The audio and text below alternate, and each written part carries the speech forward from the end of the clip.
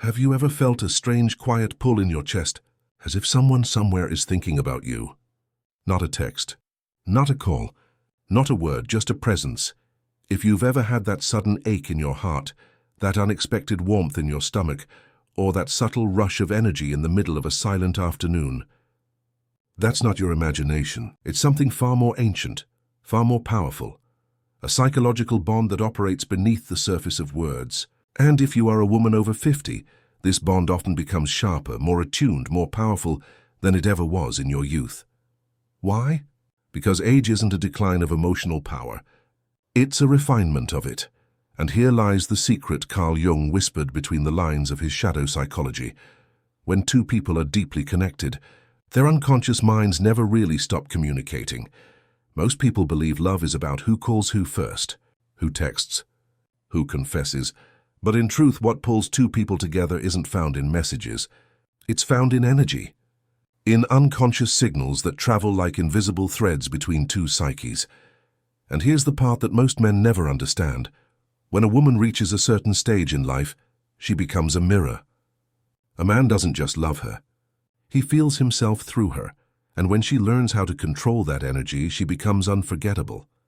Picture this. A man who has convinced himself he's moved on. He's with someone else. His days are loud, busy, seemingly full. But late at night, when the noise fades and the ego grows quiet, your energy flickers in the back of his mind.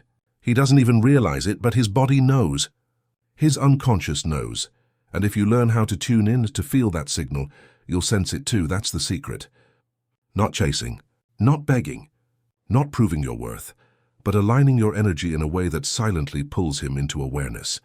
Carl Jung once said that the meeting of two personalities is like the contact of two chemical substances. If there is any reaction, both are transformed.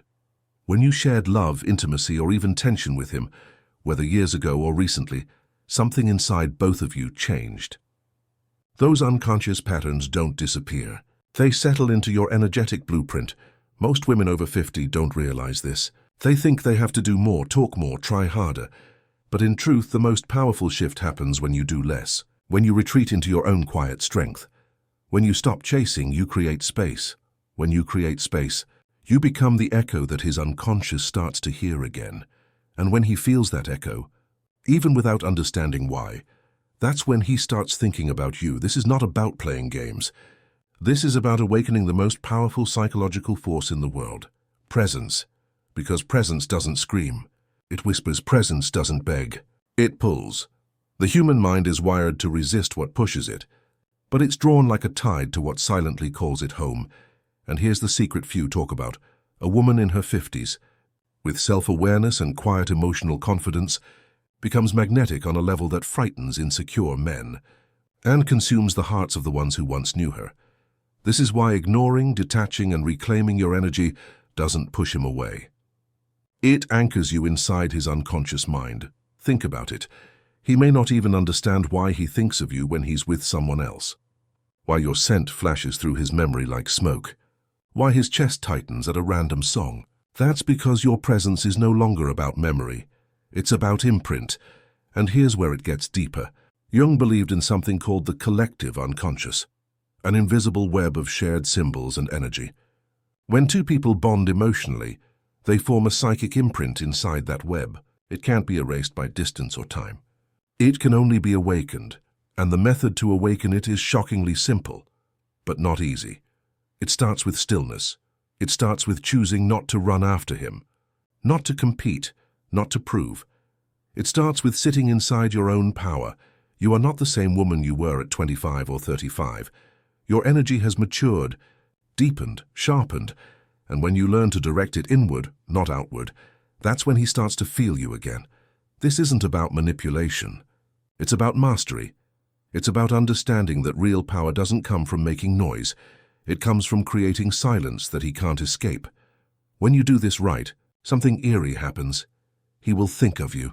He will feel a pull he can't explain. He'll try to shake it off. He'll distract himself, but the unconscious doesn't forget, and sooner or later, the whisper becomes a roar. Let's go deeper into why this works.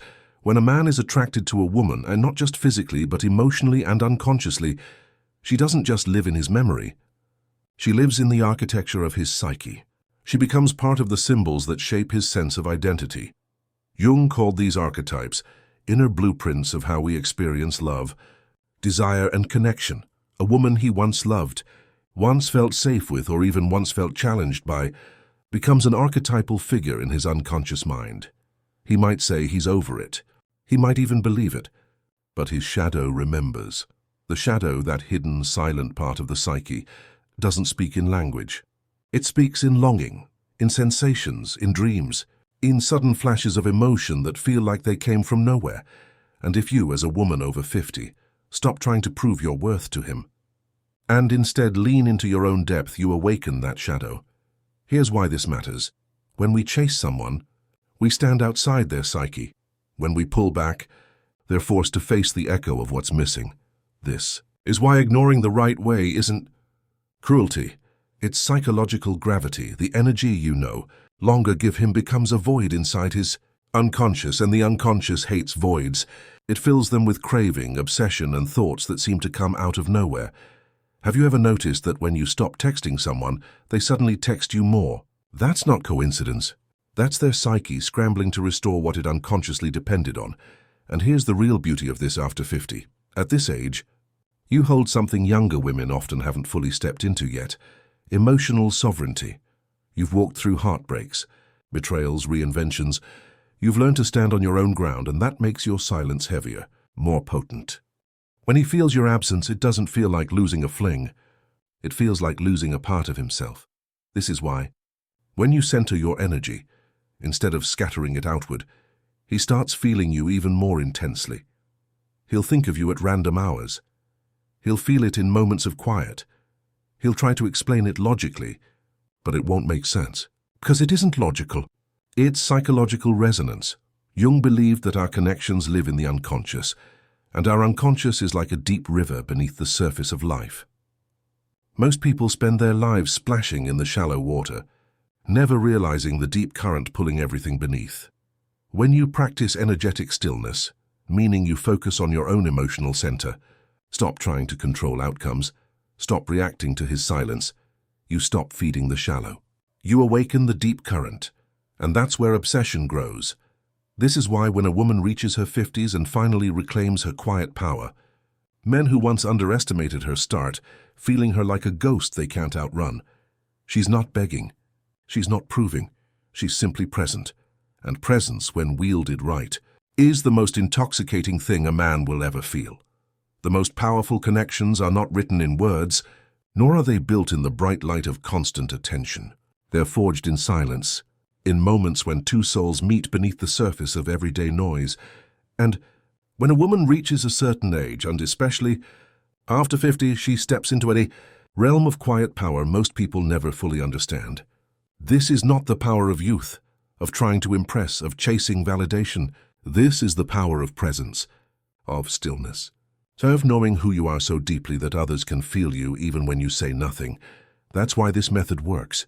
When you stop reaching outward for love, love starts to circle back to you. When you stop trying to make him feel something, he begins to feel it on his own. And when you trust that silent bond between two unconscious minds, you awaken something ancient inside him. Remember, Jung didn't believe our connections end when we stop talking. He believed that our unconscious holds on to emotional imprints, symbols, feelings, sensations, long after the conscious mind has moved on. You've been woven into his psyche not through your words, but through your energy, through the way your presence made him feel about himself. That is what he will never forget. A man may forget the texts, and he may forget the exact words you said. He may even try to bury memories of the past beneath new routines, new faces, new stories. But what his unconscious will never erase is how you made him feel seen, how your energy wrapped around him like warmth, how your silence could speak louder than any plea. And when you finally stop chasing and simply exist in that quiet power, his mind begins to echo with that absence. Absence that is not empty, but charged. Think of it like a song he can't get out of his head, a scent that lives in his memory even when he's with someone else, a feeling that follows him into the night. That's not coincidence. That's the psyche calling out for what once felt real. This is why presence is more powerful than pursuit, because pursuit is noise, it pushes. But presence is gravity, it pulls. And here's the remarkable truth: when a woman at 50 chooses presence over noise, she's not just stepping into power, she's becoming unforgettable. You've lived, you've loved, you've survived heartbreaks that would have broken a weaker soul. You've carried storms and rebuilt yourself. That kind of strength cannot be faked. It radiates in your energy, your stillness, your silence. And men who have truly connected with you, even if they walked away, will always feel that weight in their lives. You become the standard their soul remembers, even if their ego doesn't. So what happens when you master this method? At first, he may not notice. He may keep living, busy with distractions. But slowly, little cracks begin to appear in the walls he built. Your absence seeps through like water, quiet, patient, relentless. He'll feel flashes of you, not as memories but sensations, familiar warmth, a sudden ache, a deep, unsettling pull towards something he can't name. And the more you stay in your quiet strength, the louder that pull becomes. Because while the ego feeds on attention, the unconscious hungers for connection, and you, in your stillness, become the anchor to that connection. This is not manipulation. This is mastery. It's understanding how human psychology truly works. The more he tries to ignore the feeling, the deeper it embeds itself. Because our unconscious does not work like our conscious mind. You can't argue with it. You can't logic it away. You can't talk over it. It waits in the dark, whispering, pulling, reminding. And when the world around him grows quiet, and at night in a moment of loneliness, or even while standing next to someone else, that whisper turns into a roar. That's when he realizes you were never really gone. You became a part of him. That is why this method isn't about chasing, fixing, or convincing. It's about standing in your truth so strongly that his own soul cannot unfeel you. Jung believed that every connection is a mirror. And when a man falls for a woman, what he truly falls for is the part of himself he sees reflected in her. When he was with you, he felt something alive, something true. When you step into your silence and power, he doesn't just miss you. He misses himself with you. That is what brings him back. That is what makes him think about you. That is what keeps your energy alive in his unconscious. And here's something deeply beautiful. You don't have to wait for him to realize this to live fully. This method isn't about controlling him. It's about freeing yourself. When you shift your focus from trying to be felt to simply being felt, your life changes. You walk differently. You speak differently. Your energy turns from chasing to radiating, and people, not just him, feel it. This is why so many women find that after embracing this quiet power, they not only feel their old connections pull back toward them, they also attract new ones who are drawn to their energy. Because power isn't loud, it's magnetic. At 50, you don't have to play the games of youth. You don't have to perform. You don't have to prove. You are the proof. When you sit in your power, he will feel you. He may not admit it. He may not understand it, but he will feel it in the quiet hours, in the cracks between distractions. And here's the thing, even if he's with someone else, even if he tries to bury it, the unconscious doesn't work on schedules. It doesn't care about logic.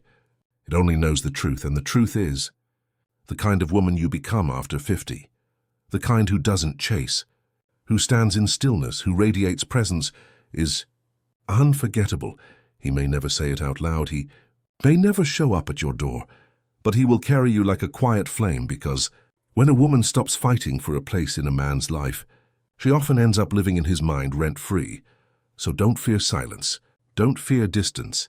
Step into it like a queen returning to her throne. This method isn't about making him obsessed for the sake of ego. It's about reclaiming the magnetic energy that was always yours. If he's meant to return, he will follow that whisper back to you. And if he doesn't, that whisper will still be your power, not your pain, because the greatest gift of this stage of life is freedom. The freedom to stop proving and start being. Let your presence speak louder than your words. Let your stillness become the mirror he can't turn away from, and let the quiet between you become the place where his thoughts always return. Because when you master this, you don't just make him think about you. You make him feel you deeply, silently, unforgettably, and that is far more powerful than anything you could ever say.